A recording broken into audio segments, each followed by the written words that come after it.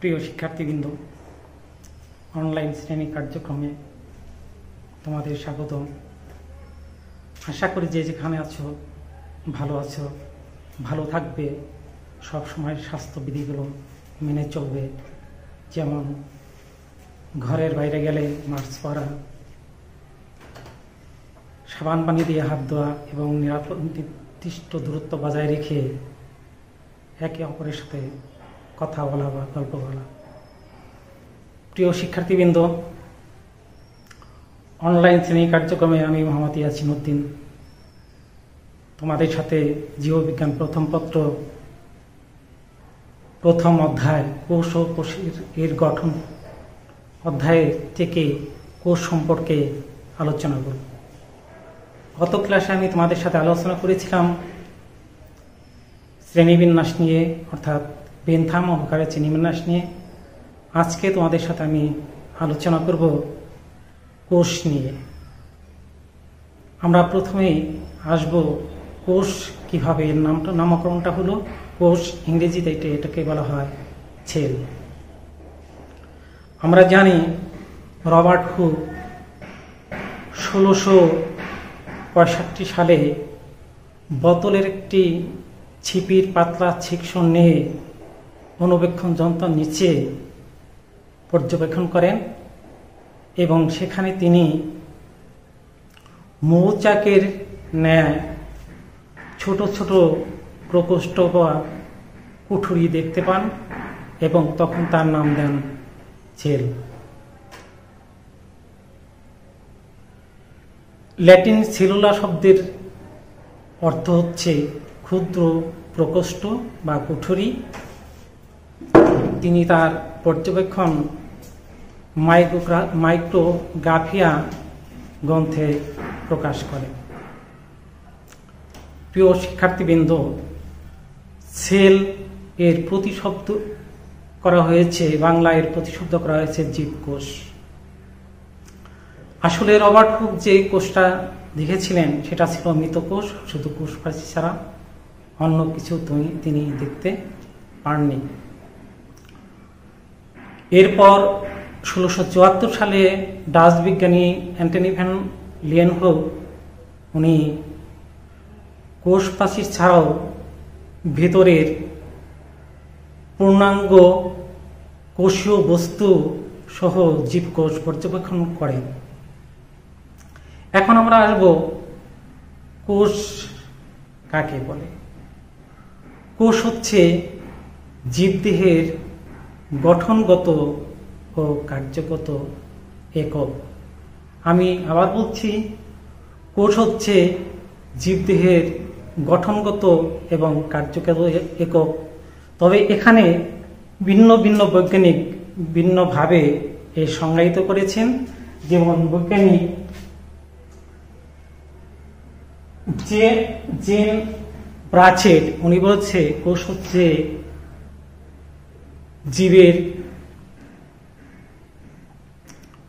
জীবদেহের গঠনের মৌলিক একক। লয়েচিকিবিটা উনি বলেছেন কোষ হল জৈবিক ক্রিয়াকলাপের একক যা বৈষম্যবদ্ধ ঝিল্লি দ্বারা পরিবেষ্টিত এবং অন্য কোনো সজীব মাধ্যম ছাড়া আত্মজননে সক্ষম। রবার্ট পিস উনি বলেছেন কোষ হল জীবদেহের গঠনগত ও কার্যগত একক। আমরা জানি প্রত্যেক জিনিসের একটা একক আছে। যেমন ওই বিল্ডিংটা নির্মাণ করা হয়েছে, এর একক যদি ধরি তাহলে এর একককে বলবো একটা ইট। ঠিক তেমনি আমরা জীব অর্থাৎ উদ্ভিদ বা প্রাণী, সে যত বড়ই হোক না কেন, যেমন একটা বট গাছ কিংবা একটা প্রাণীতে হাতি, সবারই জীবনটা শুরু হয়েছে একটি মাত্র কোষ থেকে। অর্থাৎ যৌন জনন ক্ষেত্রে শুক্রাণু ডিম্বাণু মিলিত হয়ে জাইগোট নামে একটা নিষিক্ত কোষ সৃষ্টি হয়। সেই জাইগোট থেকেই জাইগোটটা আস্তে আস্তে বিভাজিত হয়ে একটা থেকে দুইটা থেকে চারটা, চারটা থেকে আটটা, আটটা থেকে 16টা, এভাবে হাজার হাজার লক্ষ লক্ষ কোটি কোটি কোষের সমন্বয়ে একটি পূর্ণাঙ্গ দেহ, মানব দেহ বা একটা জীব দেহ গঠিত হয়। তাহলে আমরা আসি যে এই কোষের কিছু বৈশিষ্ট্য আছে। কোষের বৈশিষ্ট্যগুলো কি? কোষ জীবন ধারণের জন্য প্রয়োজনীয় সকল গাঠনিক এবং আণবিক উপাদান কোষে থাকে। কোষ প্রয়োজনীয় কাঁচামাল গ্রহণ করতে পারে এবং কাঁচামাল ব্যবহার করে প্রয়োজনীয় শক্তি উৎপাদন করতে পারে। কোষ নিজস্ব প্রয়োজনীয় অণুগুলো সংশ্লেষ করতে পারে, সুনিয়ন্ত্রিতভাবে বেড়ে উঠতে পারে, চারপাশের উত্তেজনায় সাড়া দিতে পারে, একটা হোমোস্ট্যাটিক অবস্থা বজায় রাখতে পারে, কাল পরিক্রমায় অভিযোজিত হতে পারে। এগুলো হচ্ছে কোষের বৈশিষ্ট্য। এরপর আমরা আসবো কোষীয় অঙ্গাণু। অর্থাৎ কোষীয় অঙ্গাণু বলতে আমরা কি বুঝি? কোষের সাইটোপ্লাজমে অবস্থিত যে ক্ষুদ্রাঙ্গগুলো কোষের জীবন ধারণের জন্য একান্তই অপরিহার্য, সেই অঙ্গাণুগুলোকে বলা হয় কোষীয় অঙ্গাণু। যেমন plastid, mitochondria, endoplasm reticulum, endoplasmic reticulum, Golgi body, lysosome, glycosome, কোষঘর ইত্যাদি। প্রিয় শিক্ষার্থীবৃন্দ, এবার আমরা আসবো যে কোষবিদ্যা বলতে আমরা কি বুঝি। কোষবিদ্যা কাকে বলে? জীববিদ্যার যে শাখায় কোষ নিয়ে আলোচনা করা হয়, অর্থাৎ কোষের প্রকারভেদ, কোষীয় অঙ্গাণুর ভৌত রাসায়নিক গঠন, বিভাজন, বিকাশ, জৈবিক কার্যাবলী নিয়ে আলোচনা করা হয়, সেই শাখাকে বলা হয় কোষবিদ্যা বা সাইটোলজি। প্রিয় শিক্ষার্থীবৃন্দ, এবার আমরা আসব কোষতত্ত্ব। কোষ সম্বন্ধে সমস্ত কিছু জানার পর জার্মান উদ্ভিদ বিজ্ঞানী স্লেইডেন এবং প্রাণীবিজ্ঞানী থিওডোর সোয়ান ওরা একটা কোষতত্ত্ব প্রদান করেন, যাতে বলা হয় কোষ হল জীবন্ত সত্তার গাঠনিক, শারীরবৃত্তীয় ও সাংগঠনিক একক। কোষ হল জীবনের মৌলিক একক, কোষ হল বংশগতির একক। কোষ একটা, প্রতিটি জীব এক বা একাধিক কোষ নিয়ে গঠিত, তা যা পূর্বতন কোষ থেকে সৃষ্ট এবং নতুন কোষ সৃষ্টিতে সক্ষম। প্রিয় শিক্ষার্থীবৃন্দ, এবার আমরা কোষের প্রকারভেদ নিয়ে কথা বলবো। কোষের প্রকারভেদগুলো, কোষের প্রকারভেদ এখানে আছে। শারীরবৃত্তীয় কাজের উপর ভিত্তি করে কোষ দুই প্রকার। এক হচ্ছে দৈহিক কোষ, আর একটা হচ্ছে জনন কোষ। দৈহিক কোষ কাকে বলে? যে দেহের অঙ্গ প্রত্যঙ্গ গঠনকারী কোষকে বলা হয় দৈহিক কোষ। জনন কোষ বলতে আমরা কি বুঝি? যে কোষগুলো জনন প্রক্রিয়া বিশেষভাবে ভূমিকা পালন করে, সেই কোষগুলোকে আমরা বলবো জনন কোষ। আমরা আরো অন্যভাবে বলতে পারি যে ডিপ্লয়েড জীবের জননাঙ্গে মায়োসিস প্রক্রিয়ায় উৎপন্ন কোষগুলিকে বলা হয় জনন কোষ, যেমন শুক্রাণু এবং ডিম্বাণু। এরপর আসবো আমরা অঙ্গাণু নিউক্লিয়াসের গঠন অনুসারে। নিউক্লিয়াসের গঠন অনুসারে কোষ দুই প্রকার। এক আদিকেন্দ্রিক কোষ, দুই প্রকৃত কেন্দ্রিক কোষ। আদিকেন্দ্রিক কোষ বলতে আমরা কি বুঝি? যে কোষে আবরণ বেষ্টিত নিউক্লিয়াস আছে এবং আবরণ বিশিষ্ট যে কোষ, অর্থাৎ আদি কোষ বলতে আমরা বুঝব যে কোষগুলোতে আবরণ বেষ্টিত নিউক্লিয়াস নেই এবং আবরণ বেষ্টিত কোনো কোষীয় অঙ্গাণু নেই, সেই কোষগুলোকে আমরা বলবো আদি কোষ। আর এখানে শুধু নন হিস্টোন প্রোটিন যুক্ত একটা বৃত্তাকার ডিএনএ সাইটোপ্লাজমে মুক্ত অবস্থায় থাকে, যেমন মাইক্রোপ্লাজমা, ব্যাকটেরিয়া, সায়ানোব্যাকটেরিয়া। প্রকৃত কেন্দ্রিক কোষ বলতে আমরা কি বুঝবো, কাদেরকে বলবো প্রকৃত কেন্দ্রিক কোষ? যে কোষগুলোতে আবরণ বেষ্টিত নিউক্লিয়াস আছে এবং আবরণ বেষ্টিত কোষীয় অঙ্গাণু আছে, সেই কোষগুলোকে আমরা বলবো প্রকৃত কেন্দ্রিক কোষ। উন্নত শ্রেণীর উদ্ভিদ বা প্রাণীতে যে কোষগুলো থাকে সেগুলি হচ্ছে প্রকৃত কেন্দ্রিক কোষ। প্রিয় শিক্ষার্থীবৃন্দ, আমরা এখন একটা আদর্শ উদ্ভিদ কোষের বিভিন্ন অঞ্চলগুলো কি কি অংশে ভাগ করা যায় সেইগুলো আমরা দেখব। যে এখানে দেখানো হয়েছে একটা ছকের মাধ্যমে একটা আদর্শ উদ্ভিদ কোষ। এখানে আমরা একটা আদর্শ উদ্ভিদ কোষকে প্রথমে দুইটা অঞ্চলে ভাগ করতে পারি বা দুইটা অংশে ভাগ করতে পারি। এক জড় পদার্থ, দুই প্রোটোপ্লাজম। জড় পদার্থকে আবার আমরা কি করা হয়েছে, এখানে জড় পদার্থকে আবার দুইটা অংশে আমরা ভাগ করতে পেরেছি। দুইটা অংশে ভাগ করা হয়েছে, এক হচ্ছে কোষ প্রাচীর আর একটা হচ্ছে কোষস্থ নির্জীব বস্তু। এবার আমরা আসি কোষ প্রাচীর আর হচ্ছে কি কোষস্থ নির্জীব বস্তু। এখন কোষস্থ নির্জীব বস্তুকে আবার তিনটা অংশে ভাগ করা হয়েছে। কয়টা অংশে ভাগ করা হয়েছে? তিনটা অংশে ভাগ করা হয়েছে। কি কি? এক সঞ্চিত পদার্থ, মিশ্রিত পদার্থ, বর্জ্য পদার্থ। প্রিয় শিক্ষার্থীবৃন্দ, সঞ্চিত পদার্থ কি কি? যেমন কার্বোহাইড্রেট, প্রোটিন, লিপিড। মিশ্রিত যে পদার্থ, মিশ্রিত পদার্থগুলো হচ্ছে কি? Pigment, enzyme, hormone. বর্জ্য পদার্থ, বর্জ্য পদার্থগুলো হচ্ছে এখানে রেজিন, ট্যানিন, গাম বা আঠা, অ্যালকালয়েড, জৈব অ্যাসিড, উদ্বায়ী তেল, খনিজ পদার্থ। এবার আসবো আমরা প্রোটোপ্লাজমের বিভিন্ন অংশগুলো নিয়ে আলোচনা করব। প্রোটোপ্লাজম প্রথমে এখানে তিনটা অংশে ভাগ করা হয়েছে।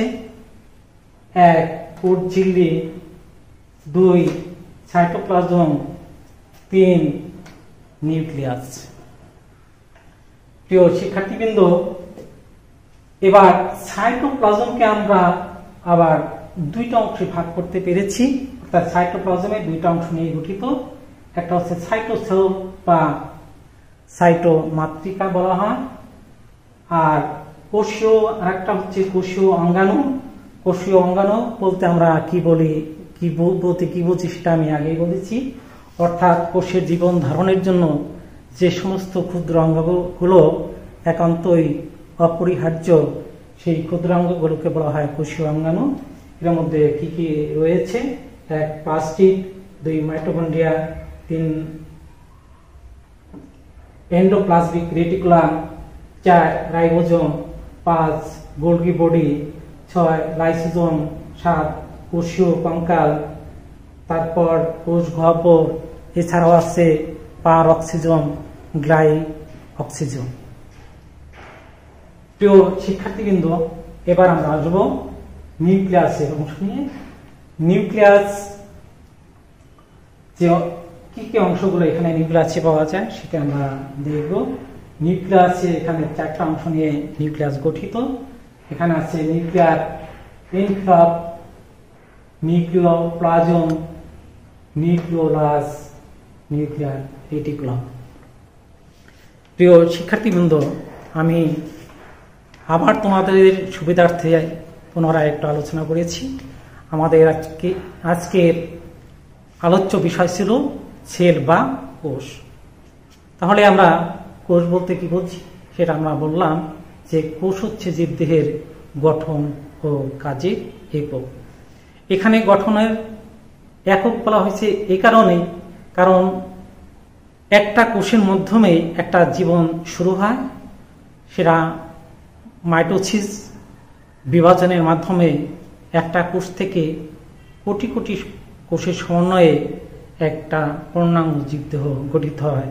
তাহলে এই কারণে একে বলা হয়েছে যে গাঠনিক একক।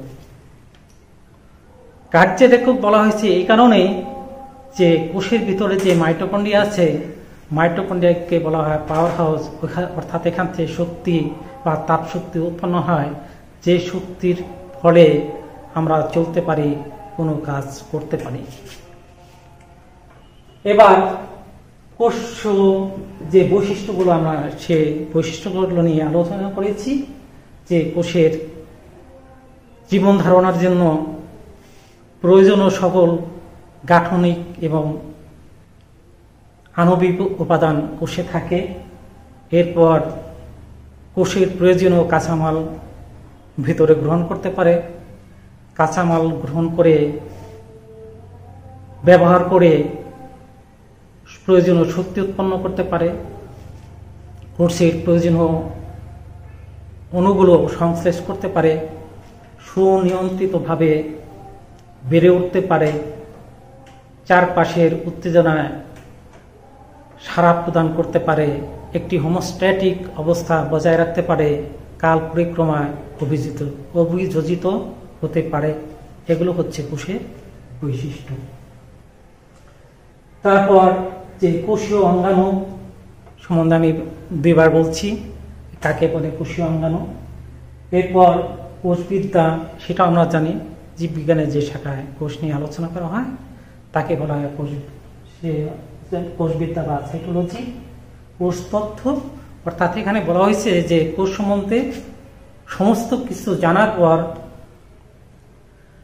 জার্মান উদ্ভিদবিজ্ঞানী স্লেডেন এবং প্রাণীবিজ্ঞানী থিওডোর সোয়ান 1839 সনে একটি কোষতত্ত্ব প্রদান করেন, যাতে বলা হয় কোষ হচ্ছে জীবন্ত সত্তার গাঠনিক, শারীরবৃত্তীয় ও সাংগঠনিক একক। কোষ হচ্ছে জীবনের মৌলিক একক। কোষ হচ্ছে বংশগতীয় একক। প্রতিটি জীব এক বা একাধিক কোষ নিয়ে গঠিত। প্রিয় শিক্ষার্থীবৃন্দ, এবার কোষের প্রকারভেদ নিয়ে আলোচনা করা হয়েছে যে কোষের প্রকারভেদ, কোষ মূলত দুই প্রকার। একটা শারীরবৃত্ত কাজের ভিত্তিতে কোষ দুই প্রকার, একটা হচ্ছে আদিকেন্দ্রিক কোষ আর একটা হচ্ছে প্রকৃত কেন্দ্রিক কোষ। আদিকেন্দ্রিক কোষ বলতে আমরা কাদেরকে বুঝব? যে কোষের আবরণ বেষ্টিত কোনো নিউক্লিয়াস নেই এবং আবরণ বেষ্টিত কোনো কোষীয় অঙ্গাণু নেই, তাকে আমরা বলব আদিকেন্দ্রিক কোষ। এবং নিম্ন শ্রেণীর উদ্ভিদ ও প্রাণীতে দেহে এই আদিকেন্দ্রিক কোষ পাওয়া যায়, যেমন মাইক্রোপ্লাজমা, ব্যাকটেরিয়া, সায়ানোব্যাকটেরিয়া। এখানে শুধু একটা নন হিস্টোন প্রোটিনযুক্ত বৃত্তাকার ডিএনএ সাইটোপ্লাজমে মুক্ত অবস্থায় থাকে এবং 70S রাইবোজোম এই আদিকেন্দ্রিক কোষে পাওয়া যায়। প্রকৃত কেন্দ্রিক কোষ কাকে বলে? প্রকৃত কেন্দ্রিক কোষ যে কোষে আবরণ বেষ্টিত নিউক্লিয়াস আছে এবং আবরণ বেষ্টিত অন্যান্য কোষীয় অঙ্গাণু থাকে, সেই কোষকে বলা হয় প্রকৃত কেন্দ্রিক কোষ। উন্নত শ্রেণীর উদ্ভিদ প্রাণীর দেহ প্রকৃত কোষ কেন্দ্রিক কোষ নিয়ে গঠিত হয়। এবার আমরা আসবো যে এর একটা আদর্শ কোষের যে বিভিন্ন অংশগুলো নিয়ে আমরা আলোচনা করব। বিভিন্ন অংশগুলো আছে। একটা আদর্শ কোষকে আমরা প্রথমে কয়টা অংশে ভাগ করতে পেরেছি? দুইটা অংশে ভাগ করতে পেরেছি, এক জড় পদার্থ আর একটা হচ্ছে কি প্রোটোপ্লাজম। জড় পদার্থকে আমরা আবার কয়টা অংশে ভাগ করতে পেরেছি? দুইটা অংশে ভাগ করতে পেরেছি, এক কোষ প্রাচীর আর একটা হচ্ছে কোষস্থ নির্জীব বস্তু। কোষস্থ নির্জীব বস্তুকে আমরা কয়টা অংশ ভাগ করতে পেরেছি? তিনটা অংশে ভাগ করতে পেরেছি। কি কি? সঞ্চিত পদার্থ, মিশ্রিত পদার্থ, বর্জ্য পদার্থ। সঞ্চিত পদার্থগুলো কি কি? 1 কার্বোহাইড্রেট, 2 প্রোটিন, 3 লিপিড। মিশ্রিত পদার্থগুলো কি কি? এখানে পিগমেন্ট, এনজাইম এবং হরমোন। বর্জ্য পদার্থের মধ্যে কি রয়েছে? যেমন রেজিন, ট্যানিন, গাম বা আঠা, অ্যালকালয়েড, যৌগ অ্যাসিড, উদ্বায়ী তেল, খনিজ পদার্থ। এবার আমরা প্রোটোপ্লাজমের বিভিন্ন অংশগুলো নিয়ে আলোচনা করব। যে প্রোটোপ্লাজমকে প্রথমে কয়টা অংশে ভাগ করতে পেরেছি? 3টা অংশে ভাগ করতে পেরেছি। কি কি? কোর ঝিল্লি, সাইটোপ্লাজম, নিউক্লিয়াস। এখন সাইটোপ্লাজম আবার কয়টা অংশ নিয়ে গঠিত? 2টা অংশ নিয়ে গঠিত। কি কি? সাইটোসল বা সাইটোমাতৃকা একে বলা হয়, আর কোষীয় অঙ্গাণু। কোষীয় অঙ্গাণু কি কি রয়েছে? এখানে plastid, mitochondria, endoplasmic reticulum, ribosome, Golgi body, lysosome, কোষীয় কঙ্কাল, কোষগহ্বর ইত্যাদি। নিউক্লিয়াস। এবার নিউক্লিয়াসের যে অংশগুলো কি কি রয়েছে এখানে? এখানে রয়েছে nuclear envelope, 2 nucleoplasm, 3 nucleolus, 4 nuclear reticulum. প্রিয় শিক্ষার্থীবৃন্দ, এর প্রত্যেকটা অংশ নিয়ে আমরা পরবর্তী ক্লাসে আলোচনা করব। আজ এই পর্যন্তই, আশা করি তোমরা বুঝতে পেরেছ। তোমাদের যদি কারো বোঝার কোনো সমস্যা হয়, না বুঝতে পারো, আমার সাথে ফোনে যোগাযোগ করবে, আমি তোমাদেরকে বোঝানোর চেষ্টা করব। প্রিয় শিক্ষার্থীবৃন্দ, তোমাদের সুস্বাস্থ্য এবং সুন্দর জীবন কামনা করে তোমরা সবাই ভালো থাকবে। আমি আবারও বলছি, স্বাস্থ্য বিধিগুলো মেনে চলবে, নিজে ভালো থাকবে, অপরকে ভালো রাখার জন্য পরামর্শ দেবে। এই বলে তোমাদের কাছ থেকে বিদায় নিচ্ছি। খোদা হাফেজ। আল্লাহ।